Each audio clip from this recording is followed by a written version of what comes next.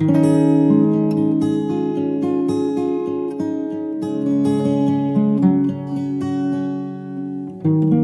back. Hello, my friend. Today, special panel time. This is Time Takes Time. My name is Lane Kennedy, and I will be your host. I am joined by 5 other beautiful humans in long-term recovery. I host this panel once a month where we talk about long-term recovery, and we go deep on one subject matter. And this month, we're talking about worth or value and this deep relationship with our faith. First things first, I'm going to introduce our guest, the panel here today. I have Elise Bryson, you know her, Aaron Knight, Jennifer Peterson, who's been on the show, Michelle Ferris, you've been on the show, and Siobhan has been on the show. So you've heard all of these guests already, except for Aaron, who is going to be on the show at a future date. But everyone, let's just take a moment and introduce yourselves and share how long you've been on the recovery train. Elise, kick us off. Thanks, Lane. My name's Elise. I hail from the Emerald City of Seattle, Washington, and I'm class of 2006. So this year, in a few months, it'll be my sweet 16. Beautiful. And how about Jennifer? I'll have 21 years in April. And where are you coming from today? Chicago. Chicago area. Beautiful. And Michelle, go ahead. I'm in San Jose, California, and I've been in for 32 years. 32 years. Boom. Go ahead, Aaron. Hello, friends. My name is Aaron Knight. I'm here in beautiful, sunny Toronto, a little snowy, but it's sunny. And my recovery date is February 9th, 2004. Beautiful. And Siobhan, bring it home. Hi, I'm Siobhan. I live here in San Francisco, and I'm sober as of today, 13,067 days, May 1st, 1986. Whoop, whoop. It's a long time between cocktails. That's a I'm also person. May 1st. I'm also May 1st. This is so exciting. Oh my God. Let's have a party. Let's have a party. Mayday. I know. I've made that joke every year. So we have a lot of time between all of us. It's really incredible to connect with others who have this recovery, this length of recovery. And one of the things that I was inspired about is relationships and the relationships that we have in recovery and how we build them. And so I want to kind of gear our conversation around how we create relationships in long-term recovery, because there's a lot of worth and sense of self that we have to build. So I want to hear, how you've done this over the years with specific people in your life. How have those relationships changed? But where did it start for you? This sense of worth in order to get to having a beautiful relationship with another human being. How about that? Michelle, you want to kick us off? This is right up your alley. I know it is. Oh, yes. So I think being a part of the program initially really gave me some worth because I felt a part of. But I think the first key relationship that changed was the one with my sister, because I had decided in my 4th step that I'm going to call her, damn it. And I did. And I kind of let her know everything that was hurtful about our childhood. And I did it in a nice way. I didn't, I was super careful because I had a sponsor at the time, thank God. And it really transformed and it brought me into adulthood with her. And that was kind of the first one that I realized, just naming the truth of what happened. I didn't need her to do anything. I just needed her to hear me. That kind of paved the way for us to start a new relationship, which was really cool. You just brought up the word sponsor. Mm-hmm. I'm going to expose this word just for a moment. And I think that people can find recovery however they may. And now in particular, there's so many pathways to recovery, but in 12 step, and there's so many programs in 12 step, right? There's a lot. There is this really precious relationship with another human being that's called a sponsor. And that relationship guided you in this conversation with your sister, I'm guessing. Yeah, for sure. And I'm going to jump around here, but I would like to know if everyone here has been involved with a sponsor or a mentor that has guided them in finding the words and their value as they have gone through recovery. Aaron, I'm going to kick it over to you. Thank you so much, Lane. It's great to be here. Some interesting things that haven't come up for me recently, so I feel like comfortably on this hot seat. It's fantastic, getting me out of my comfort zone. Thank you so much.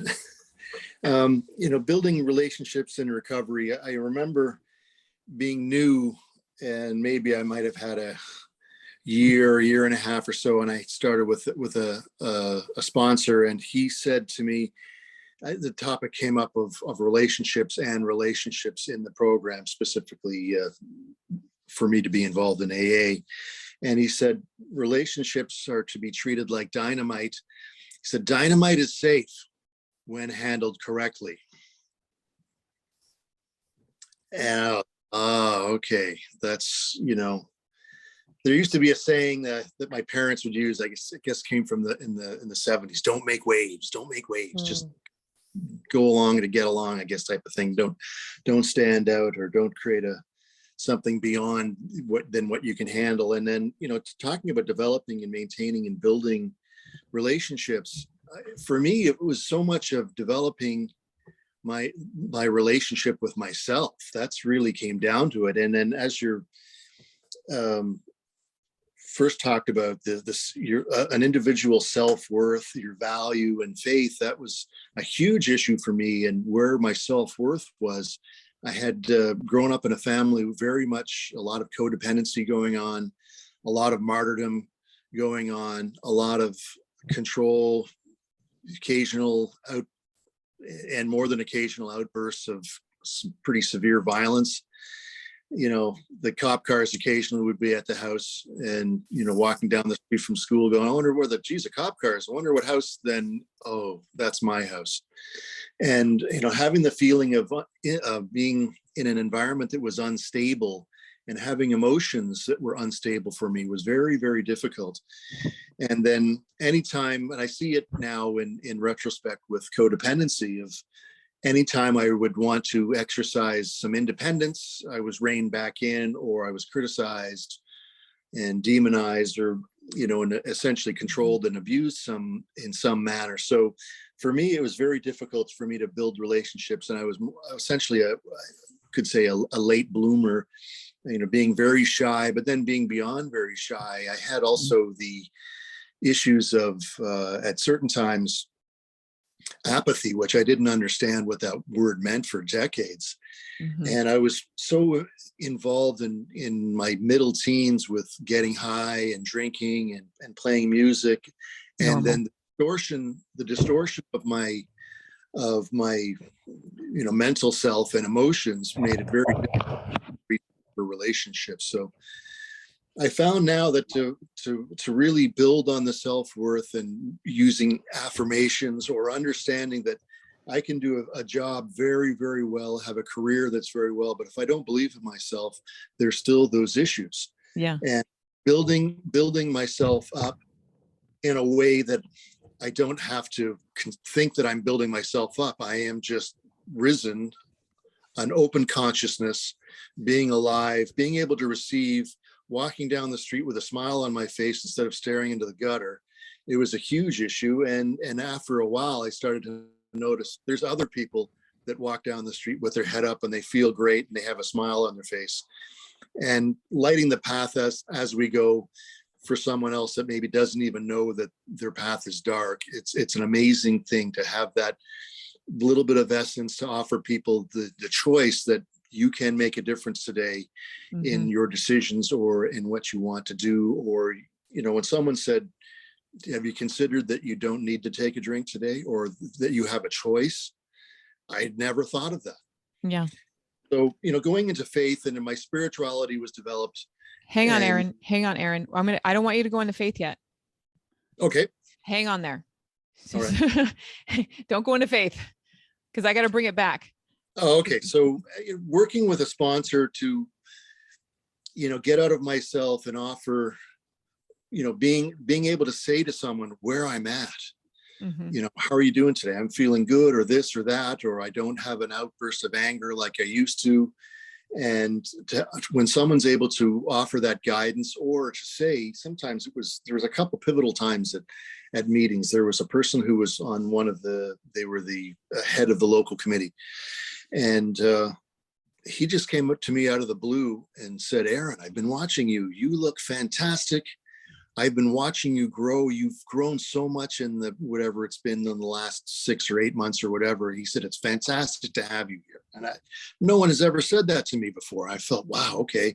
I'm just thinking I'm doing what I'm supposed to be doing. I don't realize that I am growing. You are growing. And I am bearing fruit in the metaphorical sense somehow. And being able to share, a few of these things that someone else shared with me. I didn't create this program. I didn't create some of these phrases, most of these phrases. I'm just sharing them. And it's fantastic to share. We lost Jennifer. Shoot. Okay. Well, I'm hoping that she'll come back. Okay. It's a good thing I edit these things, right? So there she is. And she's back. Jennifer, you're back. Maybe you're back, Jennifer. Okay. Yeah.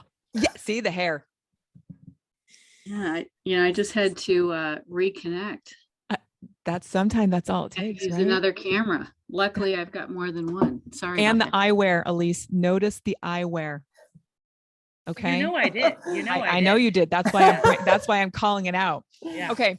So, one thing that Aaron just said, Jennifer, I'm going to kick this over to you, is that dynamite is safe when handled properly or safely, right? I really loved that comment, because relationships and, in recovery, as we age in recovery, this relationship with a sponsor or a mentor or whoever, even a partner, it becomes, it's real, it's hard. And so I want to hear from you. How do you navigate, these relationships that you've been in for a while? And I know that you've been married for a long time, and it's like, wow. How do you do it? Like, how do you handle it properly with care, right? Our relationships are dynamite. I love that. Go ahead, Jennifer. So, okay, it's manifold, but I've been with my husband for 18 years. We've been married. Well, we'll celebrate 17 years in June. And I met him online, and I saw he didn't drink. It turns out we're both in the program.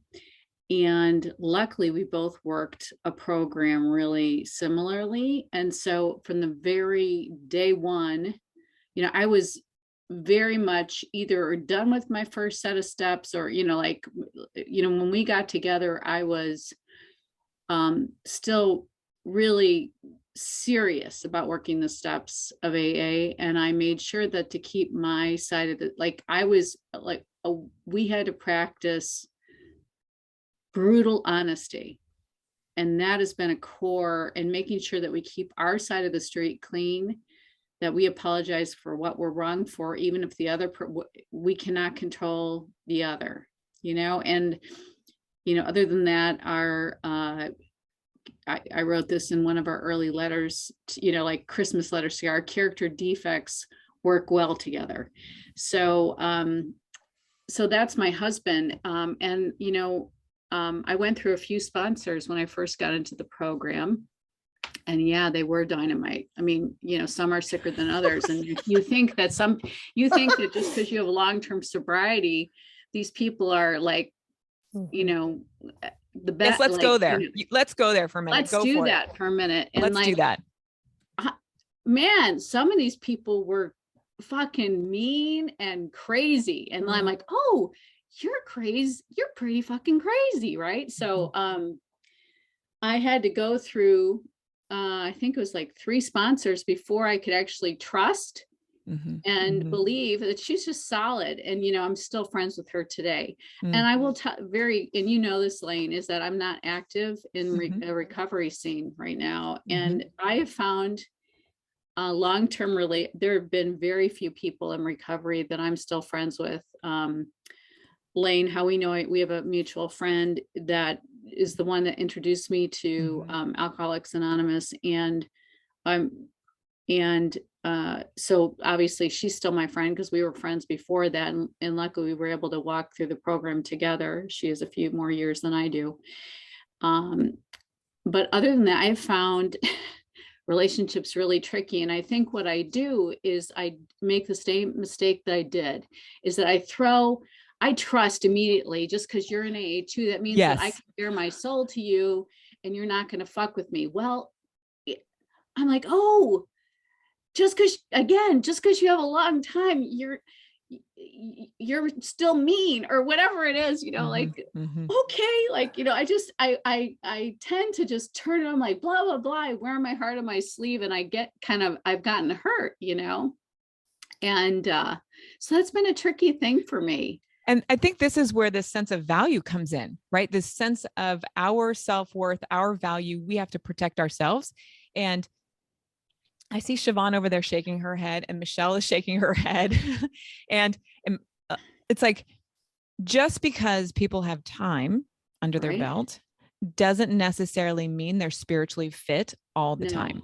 No. And it's on us, the person going to another person, another human being, for help or support, right? To really protect to know ourselves, to thine own self be true. Yeah. And to really believe, and this is where I think the faith part comes in, to believe that we're going to be taken care of, even if that relationship hurts or goes sideways. Yeah. It's so hard. And also be willing to let that it's okay, we're not friends anymore. That's another thing. Like, I must have done something wrong. Also, I was like so over, like, I am gonna make everything. Some people, they're just, you know, at the saying, they're just not into you. Like, that's the thing, you know, like, okay, we're just not going to be friends. Me. For whatever reason, you don't like me. Okay, we don't have to be friends. That's good. Like, so I also had to get, you know, some people are open, some people aren't, you know, timing, everything, you know, and so there's factors lesson in all of it, right? So, yeah. Oh, I love that people are fallible. And I think there's something about when we're early in recovery, we look up to these people who have time as these spiritual giants. That's what my friend Scott would call, and you all have, or, you know, if you haven't heard Scott G's, he was in The Last Time Takes Time, very wise human being. You know, the spiritual giants are not always spiritual. They could be giants, but they could be giant assholes. Siobhan? Right. I love that we refer to me as giant asshole. No, but I can be, right? If I don't do my, like, I feel like the thing about being a quote unquote old timer in 12 step or in the spiritual path, the spiritual gurus, or you move from being like, I did that work, and then you stop doing your work, right? Like, I don't just eat one meal and never eat a meal again. I don't just go to the bathroom once and never go to the bathroom again. Like, that would be bad. Yeah. You'll see me, I use a lot of references of pooping in my recovery. And what I feel like is all the manure of my life is what teaches me of what my part is and how I can be that channel. So my first relationships with sponsor was very similar to what Jay was saying, is like, I picked people who were like my family. I come from a sexual cult that was super screwed up, right? Like, I'm going to gravitate to the most screwed up people in the rooms. And everybody who comes to 12-step rooms, or even some of these other spiritual groups that I belong to, are usually pretty screwed up. The reason they're craving to fix whatever's screwed up in them. And for most of us, it's alcohol or drugs, but I had a whole list of other things that I also have 12 steps in. And so I would gravitate towards the most screwy person in the room who sounded like they had figured it out. Well, that was a dynamic that I learned a lot from that mistake. And I really believe sponsorship or mentors are practice relationships. These are the practice relationships where they're not here to be better than us. They're here for us to learn and practice our family dynamics, our addict recovery dynamics. Like, this is the addict in me. This is the healthy part of me. This is where I learn to have value. This is where I don't. And, you know, I've also had sponsors who like want to be hierarchical. And that won't work for me. I thought it would work. I saw it work for or what seemed like it worked for other people, but that really didn't work for me. But learning that, like, but using like the tools that I had to ask that question, well, what's my part? Why am I attracting this? And like, after I got past the alcohol and the drugs and the food and the sex, all the physical things that I'm addicted to, I'm addicted to being an addict. I'm addicted to being a victim. I'm addicted to like, you're my problem. Like, and I have to look at, like, I get a payoff from that. Yeah. And even this much amount of time, I have a daily checklist I have to do. So that practice relationship of a sponsor was the first part. And then I'm going to do what you don't want me to do, but I'm going to talk a little bit about the faith, because the next relationship I realized is, if I'm making all these people my God, which is what we kind of are taught a little bit to do with mentors and spiritual mentors, I'm losing that portion where we make a power greater. And what I noticed is what I did in personal relationships is what I did with a higher power. If I'm withholding in I could usually tell by a breakup, if I did an inventory, this is the exact same things I did to that partner is what I'm also doing to a higher power. I'm cold and withholding, I'm punishing. Oh, if you're not going to give me what I want, then I'm not going to meditate today, right? Like, I'm not going to have faith. Like, it was, and so I would notice I could use my outside relationships with sponsors or with bad relationships or with friendships in recovery, and notice, oh, I'm doing this with the God in them, the higher power in them. And if I can actually do that one core relationship of me and my higher power, oh, this is how I become a channel of the sunlight of the spirit, or whatever, the universal intelligence, whatever you want to call it. And then I can now connect with the universal intelligence in another being, whether it's a sponsor, whether it's another member. And then I can now think that their behavior is crazy, but I can still love the higher power in them. There's a few things, there's some few elements of I can see, I can connect with that person, but I don't have to completely knock them out of my life, which is that all or nothing.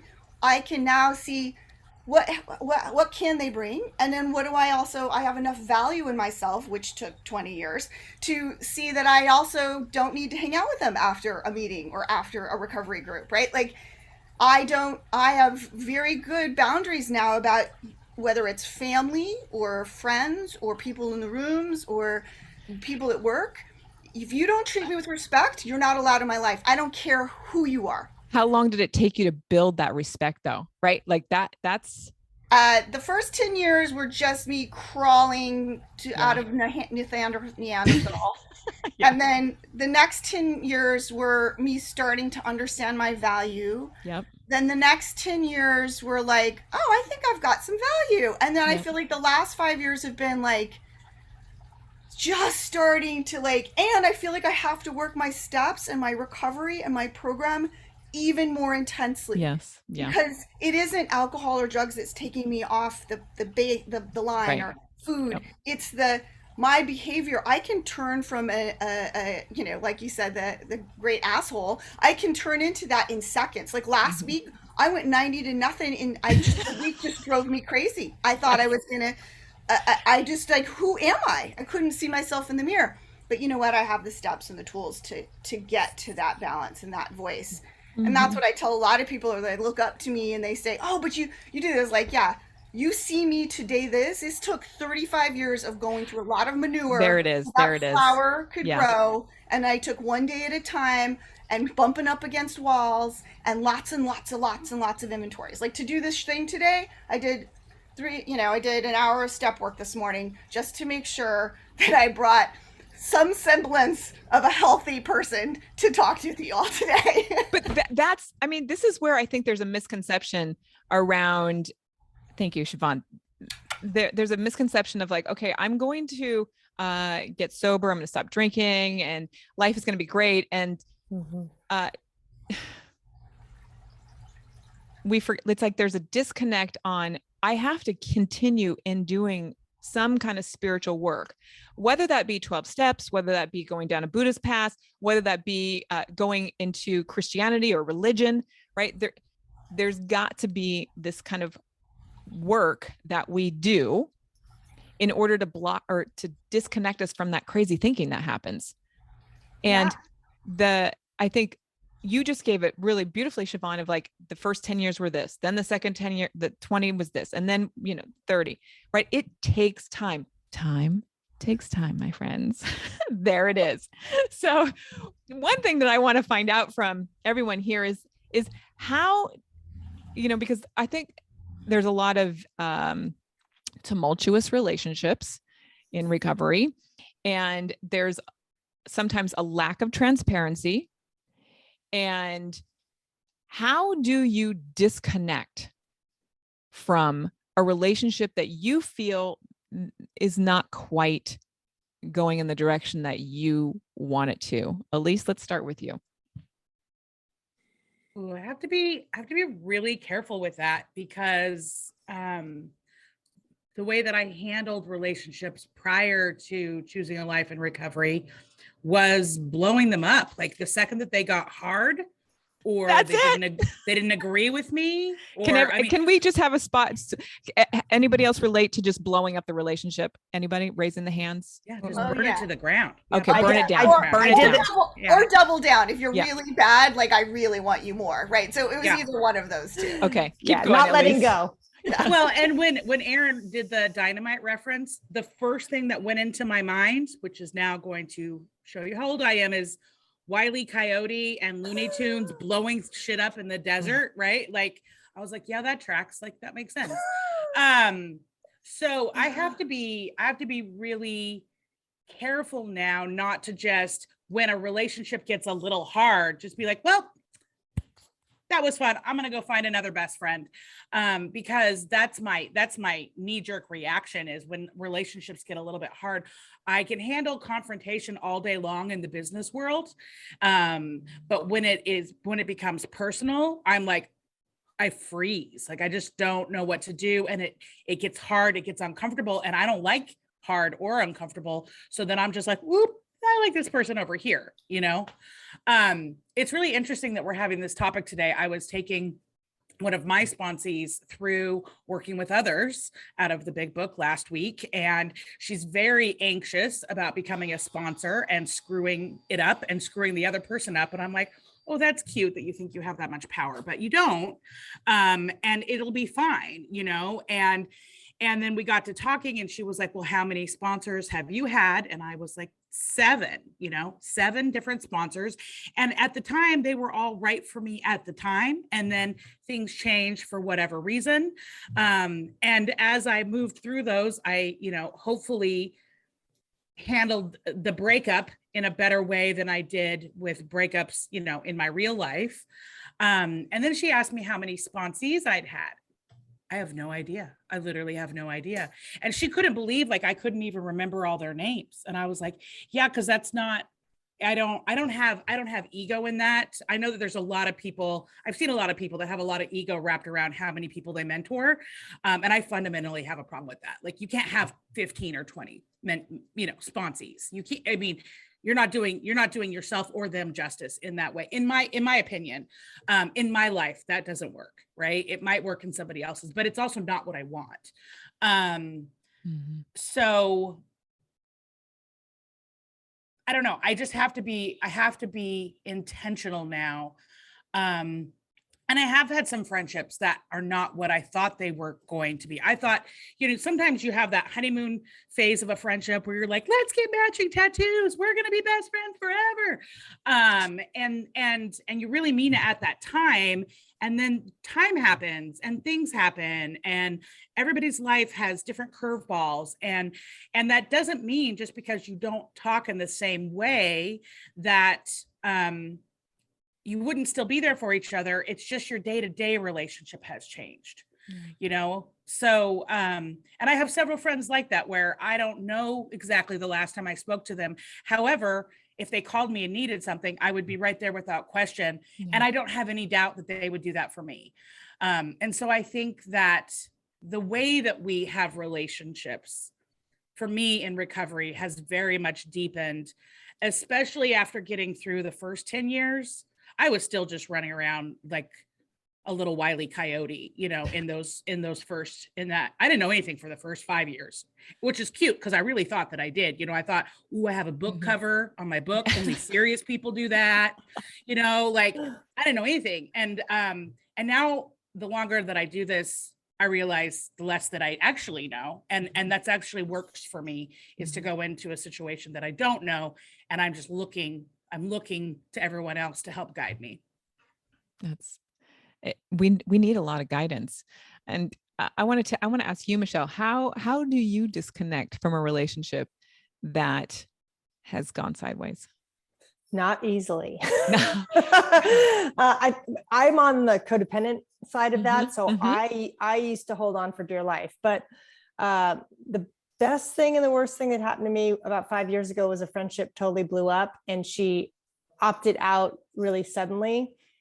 And I learned so much about myself. And I think what I learned was I will never give myself away like that again, because I gave myself away without realizing it in recovery, thinking I was doing it great, thinking, hey man, this is a really healthy friendship. And now it's like, if I know something isn't working, then one, I have to admit that to myself. Which is so hard, right? That's right. It's like, that's right. Brutal. It's like, and then I have to come to the willingness to let it go or revamp it into something less, because it's okay to have somebody that's in my life for a different reason, but they're not going to be super close anymore. So just letting go of somebody is, I mean, in this pandemic, let's talk about the pandemic for a minute, right? Because this is where I have really seen my friendships change massively over the past 2 years. Like I have connected more. I mean, you are my friends, right? Like this online space has changed the way that I relate to people in such a drastic way. My people that I used to think were my best friends, I don't even see them anymore. It's very strange for me. And so this idea of disconnecting and not blowing things up or burning them down, that would be old, that I think I was probably doing that at like 10 years sober still. I was still blowing things up, like just bye, like literally. But this idea through this pandemic of fading away, there's been like a fading away for me with relationships where I thought, oh, I'm going to the grave with this person. We're going to be in it forever. And now I'm like, well, where are they? Has anybody else had that during the pandemic? Jennifer, go. Yeah. Okay. Hands are up. And how are you dealing with that? In your day-to-day life, have you filled, because people take up space in your life. I mean, they do for me. So do you fill it with something else, someone else? What I've learned, and I'm going to echo what people are already saying is that, obviously I have a bit of codependence in my, I tend to have best friends, that's like they're my best friend, like they're, and then a periphery. And then I tend to really get like I go all in, and then for whatever reason. And so on the outside, it would appear that I'm backing off gracefully because I don't blow things up anymore. That doesn't work well because, the truth is none of us are victims, right? And so I think you know, there's something that didn't work, whatever, you know, they didn't do anything to us. We're all okay. You know, we're all spiritually connected. And so I think that backing away, and the way that I am able to disconnect then internally, so externally, there's a graceful disconnect. Internally, it's super painful lately.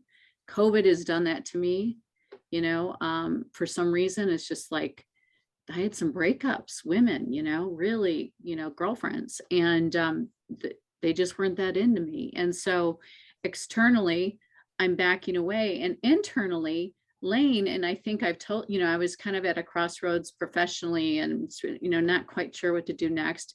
And once I kind of figured out what I'm doing, like once I get my house in order, then I don't care that much then, you know. And I think when we're working a program, So true. and we're engaged in a meaningful way in our lives, and we're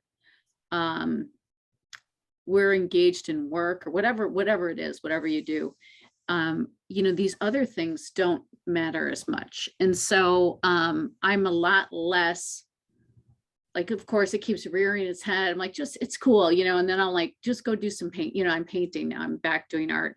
And so I'm like, I just, you know, you do you, Jennifer, you know, don't worry about what they're doing. They didn't do anything to you. They're, you know, whatever, they're doing them, you're doing you. Just do your work, and other things will fall into place. And then I do notice there have been new things, new faces, you know, and so, and new interests. And so, and that's how I roll.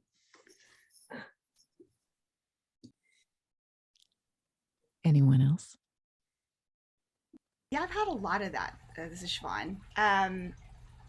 Especially during the pandemic, I had to get a new sponsor. I had to, you know. How was that? Let's talk about that for a minute. Because that's rough. I mean, you're 30, how long? I mean, you're 35.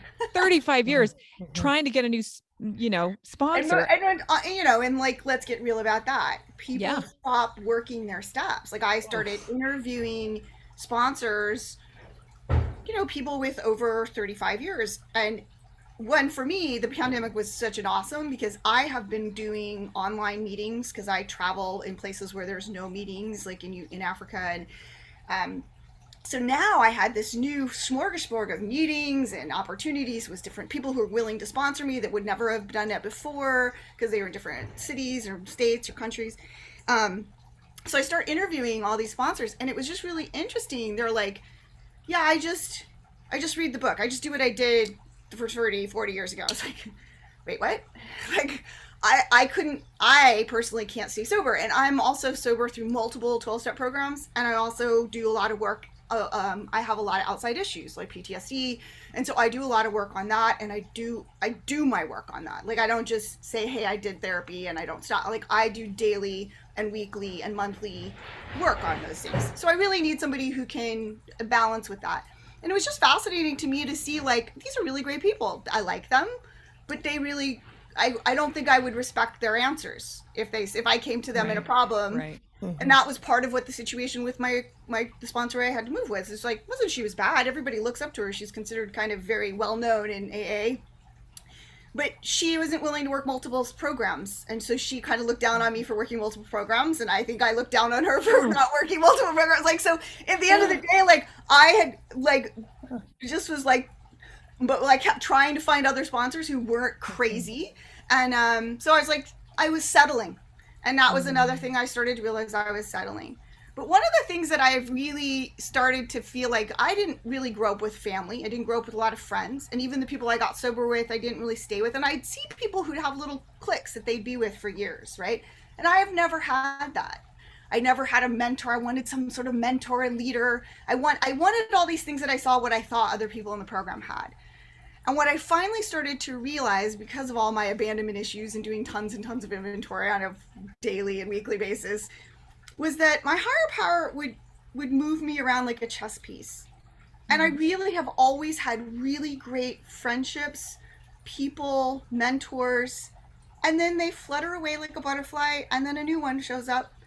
And if I can get out of myself enough to enjoy what my higher power has brought on the platter today, in this minute, you know, I lost a friend of 35 years this last year. And that was not just the pandemic, it was the weird vitriol hatred thing that's going on online. I lost her to that. And so I just started I had 3 friends that this happened with all around the same time. And I just wrote them all letters saying how much I loved their friendship, how much they'd helped me grow as a person. It was kind of like an amends letter, but it was also like, and one of them we hadn't talked in 9 years, and all of a sudden we would do meetings together and we're good, right? And then another, she was mad at me that I wrote the letter. She's like, we're fine, I don't understand. And then the other, she Right. never responded. So I got 3 very different responses, and it was just like, oh, this is my higher power showing me who's here for now. And every 6 months, I do an inventory of all my friends. Who are the people I can go to when I'm in a PTSD moment? Who are the people I can go for a recovery thing? Because that, I realize, rotates and changes. And some of those people move up around, like I do it every January for sure. And so I have a list of about 45, 50 people. And sometimes these are the inner circle people, and some of these people, okay, God, I have them on the list if you want them to come back in. They shift. Yeah, They right? go different place on the list. And it's been really eye-opening. And then also, like, Lane, you're one of those people who became this really good friend of mine through the pandemic. I didn't know you were coming in my life, right? So I think it's just really interesting if I can truly stay centered in what is the highest and best that's happening for me today, and am I willing to look at, and that pain, it's almost always, if I'm looking at the pain, am I willing to release what's feeling uncomfortable? Because my higher power is going to say, but I've got something good on the other side. If you're willing to grieve this, release it, so that there's now opening for Elaine to come into my life, right? So I think these are those kinds of things that, am I willing to go through? Again, it's almost like the cycle of I eat something, I digest it, and I poop it out, right? Am I willing to go through the process of every day feeling like, what is it today? What's nourishing me, and what's ready to be released? I can be attached to, like, I've had my favorite food that I love every day. All of a sudden I'm allergic to it. Now that is not a part of my life. And the same thing goes with friends, right? Or they rotate in and out. And that, while it's a very Zen perspective, it's definitely taking me a long time to get through my own, every time an abandonment issue pops up, or anytime my addiction to being the victim, or like nobody likes me, or I'm not lovable. Okay, I go through that, feel it, write about it, and then I'm like, okay, well, where's the light in this? Where's the gift in this? But that's because you're so willing to do the work. Oh, I can't, right? I don't know how people don't. I literally see people who's like, oh, I haven't done a 4-step in 5 years. I haven't done inventory. I'm like, how are you still walking? But this is, I think, where there's the differentiator on how people find recovery, how they do their recovery, and recovery is what you make it, right? Like everybody has a different comfort or threshold, so to speak. And I mean, mine's tolerant, like super tolerant, right? And I think the longer that I've stayed sober and been in recovery, that threshold, that tolerance gets less, right? So I want my relationships and it just comes back to the sense of self-worth and my own value. Like I want to be, for lack of better, happy, joyous, and free. Like I want to be living in that place. But sometimes I don't want to do all the work. Honestly, I'm just like, I don't want to do all the work, but I have to, because I want to be in that space. And I want to just kind of ask everybody on the panel real quick, just give me a number of how many mentors or sponsors have you had over the many years in your recovery? Aaron, I'm going to start with you. I'm just going to count on my fingers here. 1, 5. Oh, good. No, I guess there's no good or bad here on this. Elise? 7. Okay, Jennifer. 4. Nice. Michelle? I don't have a definitive number, but somewhere between like 8 and 10. Yes. Siobhan? Somewhere around like 20 or 30, because I belong to multiple that's right. programs. Yeah. I think I've had like 7, 8, like around that area. And each relationship has brought me to my knees, seriously, and understanding my own development. It's been brutal, right? Because that person has made me look at myself intensely. We are coming up very close here, almost to the end of the hour. And I want to make sure that we talk about one more thing. And that is how, like I just heard from Siobhan, how engaged she is with her spiritual practice. And I want to hear from Erin and Michelle and Jennifer and Elise on how engaged are you with maintaining that practice? Where are you at, Erin? Well, thanks, Lane. Appreciate what everyone has had to say so far. It's really perfect for me in this day and moment. My faith now, and to tie it in a little bit with the, having boundaries, respect, and being able to speak up in the moment. There was an issue of boundaries that came up recently online. I was doing some reading and respect, and they were saying, if someone has something that is saying something disrespectful to you, realize it, speak up about it, that right then and there. Don't let that slide. And I had this before, and I've mentioned it to people in the past, and they shrug their shoulders. Yeah, big deal. What are you going to do about it? Then it's like, that's the value of our friendship. You're just going to cast it off like a dirty rag like that. It's just so terrible. So it's really, for me, it's tending to my garden. If I want that spirituality to grow and to be around these other titans of spirituality, it's like I have to, walk with purpose. That's the word is trudge. And, that to have that happy destiny, I have to be I am committed to being the best me I can be. That's it. That's really it. It is walking with purpose and being self-aware. And I think what I've heard from both Michelle and Siobhan is that it takes time. So Michelle, let's hear from you. Like, how much do you take? Like, how much time are you putting into your life today for your practice and building your self-worth? The one thing about the pandemic, it gave me a new routine. So every day I walk, and that is my time. That is my time to just breathe. And sometimes I'll listen to a podcast, sometimes not. I have my daily readers, I have my meetings. So I feel like I do a lot. I do some things daily. I make sure I try to hit at least 3 meetings a week. I like meetings. They make me feel plugged in. But I also know that there are times that my program is imperfect and I will get lazy and something will come up, or I don't feel like doing any writing. And I have to allow for that too, because when you're in long-term recovery, you know that there's going to be ebbs and flows to the amount of motivation you have. And even though I'm always motivated to do something in recovery, there are going to be times when I'm going to be more willing than others. And I've just kind of learned to accept that and not beat myself up over it. Yeah. Yeah. I mean, that's a part of the value, right? The self-worth of like, I'm not going to beat myself up about that. No. Right. That's it. Jennifer.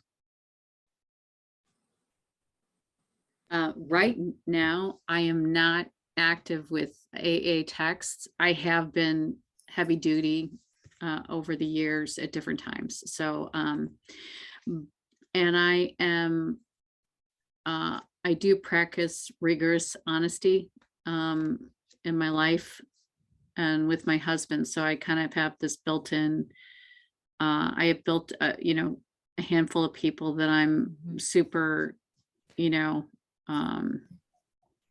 open with, and I too, Michelle, during COVID started walking daily. Now I live in Chicago, so I haven't walked this month for about a month, but literally I would walk between an hour and a half every day.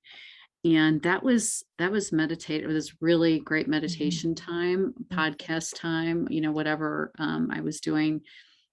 Just the process, there's something really cathartic about there's something very good about that. So my program has been like this in terms of formal AA literature and all of that, and going to meetings. But I do, ebbs and flows. So right now, not so great right now, but I'm okay. I'm doing well.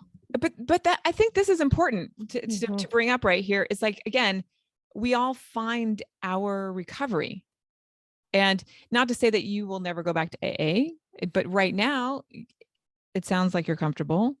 Your life is working. You have a practice. I know that from talking to you and being your friend. And perhaps Alcoholics Anonymous led you to a new path. And I think that's beautiful. That is like your sense of self-worth. It's there, your sense of value, your faith.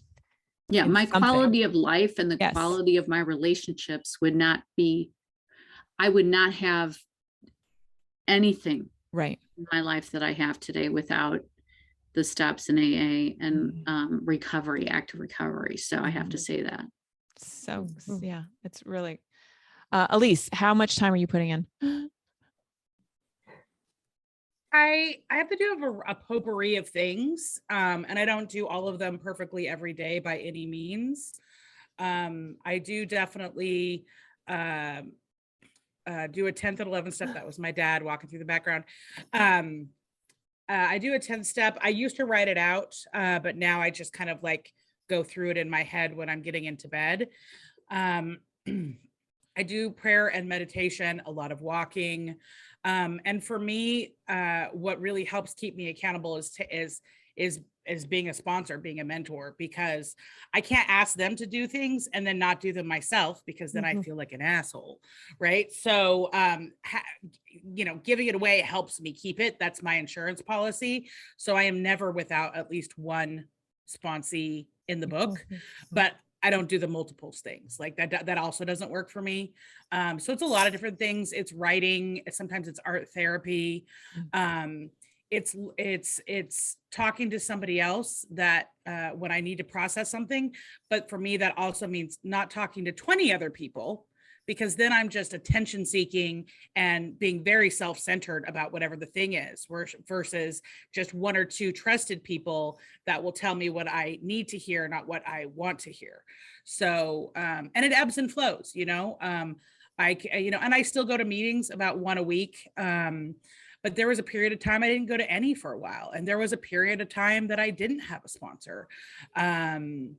There's and what I find is the less I do, the more uncomfortable I get. Like that's I don't need to keep I don't need to keep testing that. That is every time proven that when I rest on my laurels, AKA when I'm a lazy ass, I'll get really uncomfortable really fast. Oh, I love you. Yes, that is it. It sounds like we're all working some way, shape, or form. We've come up to the time, and we're at the speed round. Are we ready for the speed round? Ooh. Hey, Dun, dun, dun. Okay, I'm going to Need to ask you. stretch. So come off. I'm going to ask you, and you're just going to answer the question. Ready? Aaron, sunrise or sunset? sunset. Jennifer, sunrise, sunset. Sunrise. Elise, Sunset. Siobhan, Both. both. Michelle, Sunset. sunset. Okay. Living sober or came to believe? Michelle, Ooh, came to believe. Siobhan, 12 by 12. no, it's living sober or came to believe. I don't know. I don't really read either of those. Okay. Elise, Came to believe. Jennifer, Living sober. Although I'm not talking about the text. Aaron. Yeah, I'm came to believe. beautiful. Okay, here we go. Pepsi or Coke? Jennifer, Coke. Elise, Why is this a question? It's Coke. Siobhan, I don't need to drink sugar. I don't know. Like, what is this? It's not even my thing. Michelle, If I did, it'd be Coke. Yeah. Aaron. Coke is it, the real thing. Can I say something? I need to say something on this though. I know it's Coke. It's always going to be Coke, but the new trailer, the Pepsi trailer leading into this year's Super Bowl with all of my 90s favorites did make me question my loyalty. Oh. So, and I did drink a Diet Pepsi yesterday. So Ooh. I'm just putting it out Okay. there. Here we go. Last two. We're almost there. Religious or spiritual? Jennifer, Spiritual. Michelle, Spiritual. Aaron, Spiritual. Elise, Spiritual. Siobhan. Spiritual. Thank you. Here we go. You have a bank account. Okay. I'm going to give you 10 grand. You save it for a rainy day or you spend it all. Aaron. I'd almost rainy day. I would have an umbrella. Save it for a rainy day. Michelle. I think I would spend it. Good. Jennifer. Rainy day. Nice. Elise. I already spent it. It's gone. Yeah. That's right. Siobhan. It'd go to the One Mama Clinic. Spend it all. Boom. Spend it all. All right, friends. What an incredible hour talking about worth and value and allowing yourself to grow as human beings, because time takes time. Thank you so much for listening and being a part of this experience. We will see you all next month. Thanks again, everyone. Bye, everyone. Bye. Bye. Bye bye. Nice meeting you all.